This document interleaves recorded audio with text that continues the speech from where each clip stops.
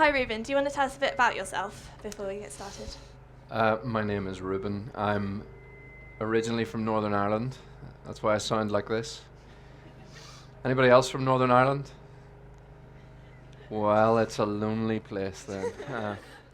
I'm the pastor of a church in West London. I'm married to Louisa. We have 4 children, 10, 8, 6 and 18 months.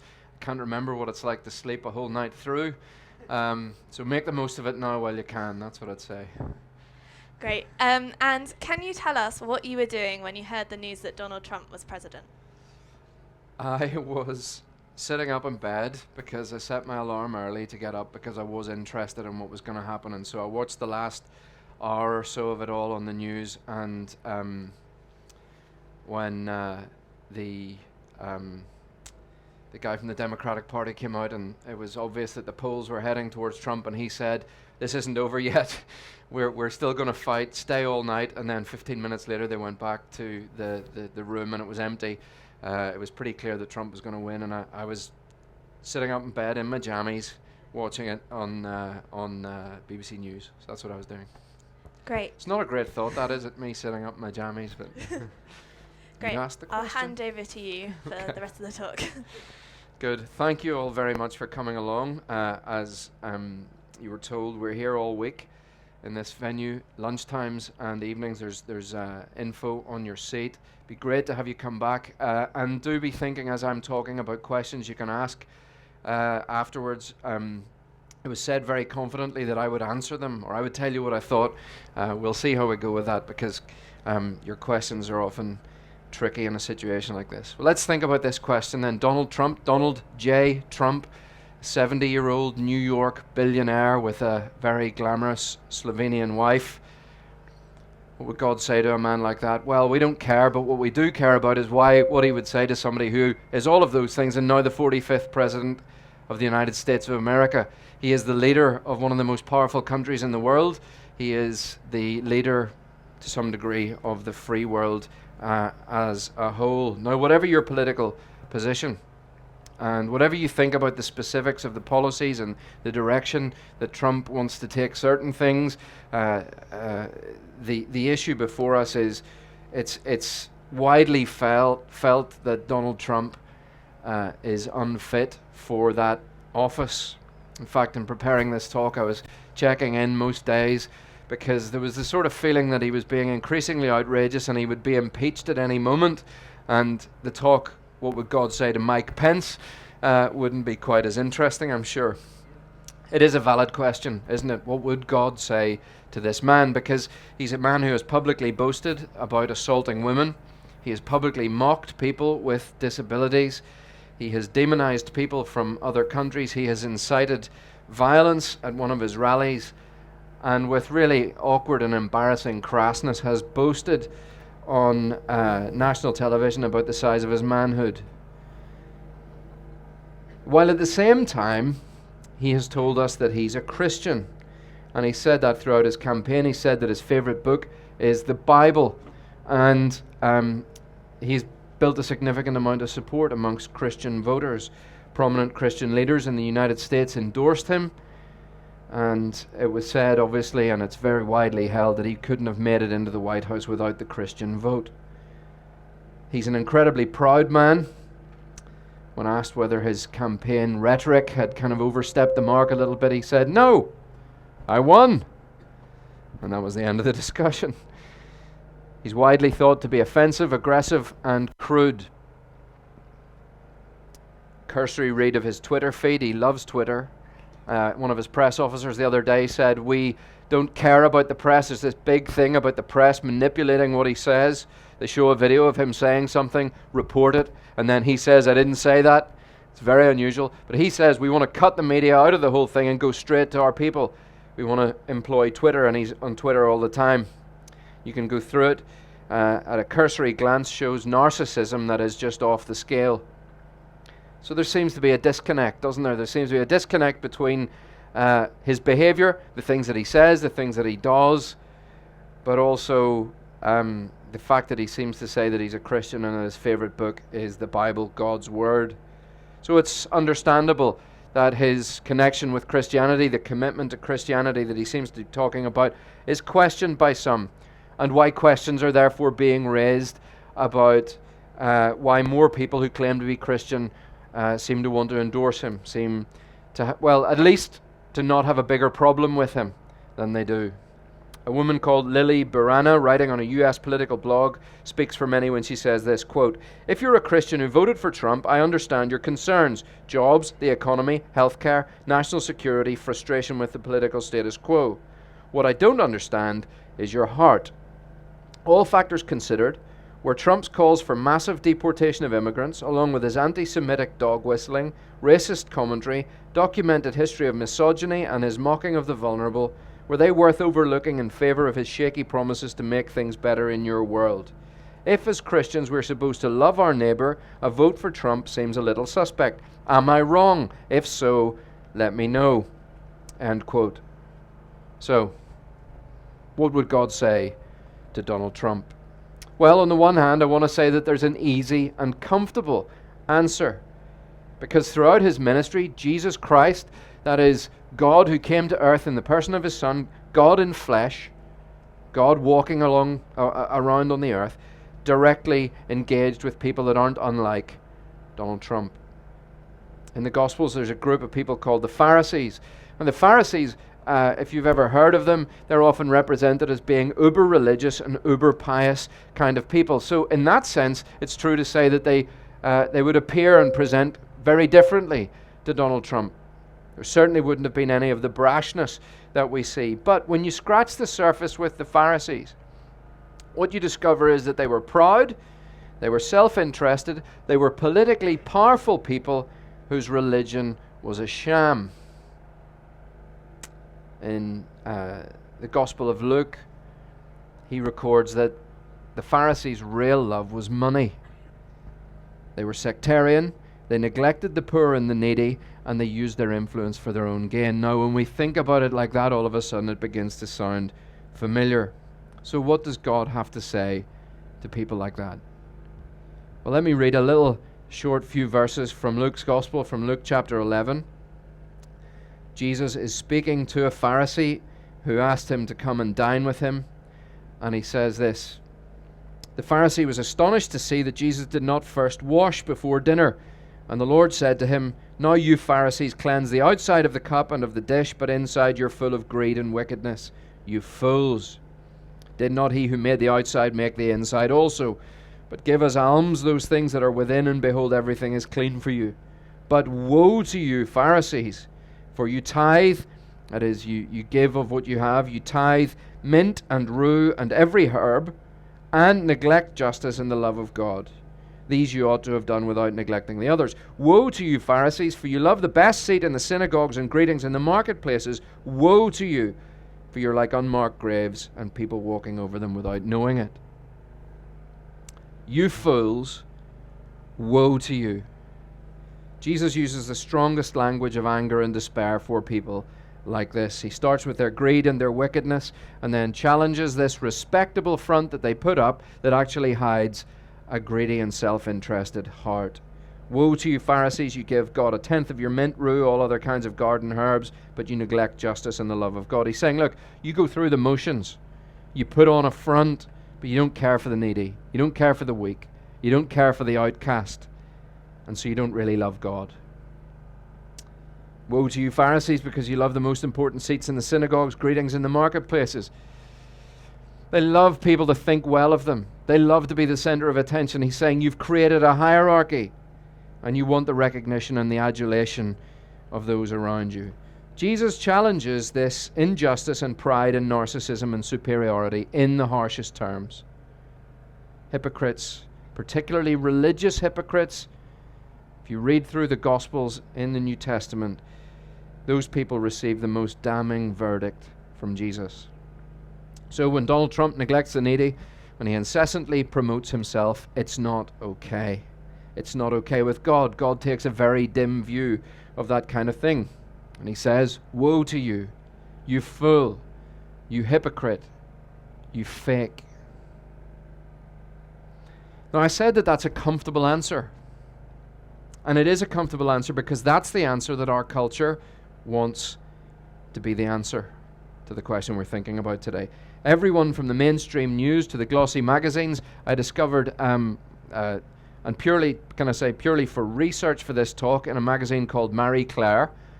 Okay, I don't subscribe. Don't even know what it is. But online, I came across an article where people were, why you need to just hate Donald Trump, basically, was the headline. Even to John Bercow, the Speaker in the House of Commons. All of these institutions and offices have used their position to criticize Donald Trump. So we're rather pleased then when we hear that God is as displeased by his behavior as we are. But I want to push back a little bit as well, because there are two important things to say as we look at Trump. The first is this: Trump the fool shows us ourselves. You see, the seeds and the traits, the seeds of all of the traits that we see in Donald Trump are true of us all. Not suggesting that we're as crass, of course not, but let's be honest, who amongst us is not self-interested? We love to hear our own voice. We love to be thought of well, and we love to be praised by others, and we go after those things, don't we? We regularly obsess about our own thoughts without much regard to others. Who among us hasn't found ourselves, when we're being honest with ourselves, who among us hasn't found ourselves thinking badly of people who aren't like us? Or huddled together in cliques of people that are just like us, or neglected to care for the poor and the needy on our doorstep? We know that these things are true of us, and so none of us have loved God as we should. We've all pushed him to the margins of our lives rather than having him at the center where he deserves to be. The less comfortable truth in all of this is that we hear God, as we hear God say, "You fool," to Donald Trump, he says the same to us. Yes, Trump may be a particularly excessive embodiment of these things, and he is, but we can't allow him to distract us from our own issues with the same problems. But that shouldn't lead us either to anger. I recognize I say that, and some of us are going, "How dare you? I'm not like that." I'm not saying we are the same as him. I'm saying that the seeds of the traits that we see in him are there in all of our hearts. But as we recognize that, it shouldn't lead us to anger, nor should it lead us to despair. So we don't hear that and think, "Oh goodness, I've nowhere to go now. I'm as bad as him." Because the good news of the Christian faith that we're speaking about this week, the good news of the Christian faith is that when we accept this fact and we don't push it away and we don't hide behind Trump, as it were, there is hope.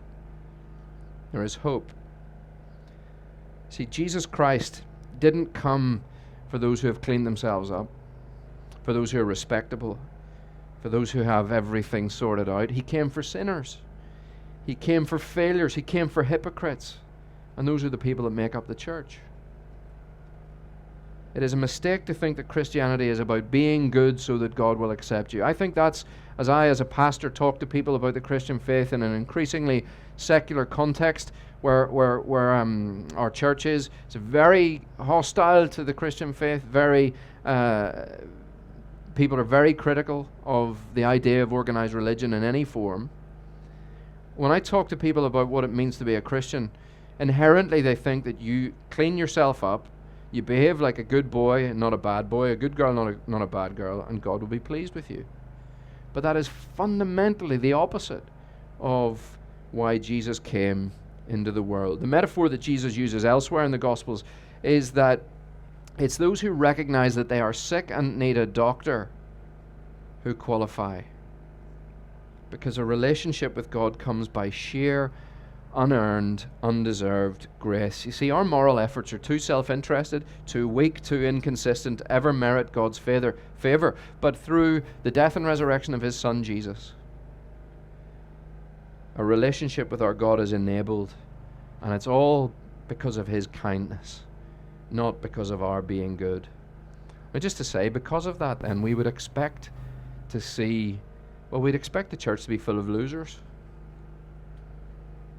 Immature, broken people who make mistakes and have real progress to make emotionally, morally, spiritually. A mark of sincerity of a Christian's faith is the way that they change. but change happens over time. Our indignation at Trump's hypocrisy is legitimate because even over time, it seems that his behavior hasn't been changing. In fact, we could say since he's come into office, it has got a bit worse and hasn't been fitting for a Christian. Trump the fool shows us ourselves. The second thing I want us to see. Trump the fake highlights the genuine. Now this might seem a bit counterintuitive. Trump the fake highlights the genuine. One last thing. Trump, I've heard lots of people talking about Trump, commenting on how his hypocrisy, he puts his hand on the Bible as he is sworn in at his inauguration. It is interesting. I thought it was amusing anyway that at the very point at which he puts his hand on the Bible, the rain started to fall. Did you notice that? Well, I'm just not reading anything into that, but it was interesting. I've heard a lot of people say that because of all that he said about Christianity and so on, makes a mockery of the sincerity of the Christian faith. Says, there you go. Just goes to show that religion is a power play and that God is an invention to keep the powerful in power and keep the little people in their place. Look, I'm not in any place to discern the position of another man's soul. Okay, I want to say that. But as far as we can tell, Trump is a fake. As a Christian, he is a counterfeit. And I want to say that you can't reject Christian faith on the basis that counterfeits exist. You don't do it in other areas of life. I expect some of you have money in your pocket. Why do you do that? You know that counterfeits exist, so why not reject money altogether? It's the same logic. You say, because counterfeit Christians exist, genuine ones cannot, or even further, God cannot. Well, you might come back and say, but I know that genuine money exists. I don't know that genuine Christians exist. Well, I want to suggest that the very presence of fakes, the existence of hypocrites, is proof that real ones exist.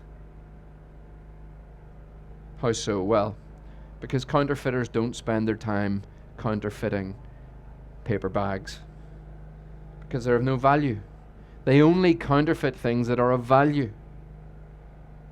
They forge money because there is real currency that is valuable enough to counterfeit. And in the same way, hypocrites, counterfeits, testify that real Christians exist and that real Christianity is valuable and worth faking.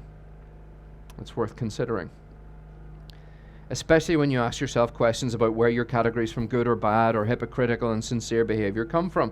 It's true that Christians, both individually and corporately, have done bad things throughout the history of the church, and this is something for which we are ashamed. But the reason that I know that these things have been wrong, the reason that I know hypocrisy is such an offensive thing, is because the Christian faith itself repudiates that behavior. The Christian faith gives me the categories by which I can criticize it. But if you reject God, what basis do you have for that denunciation? Trump is just one of the stronger animals doing the things that they do.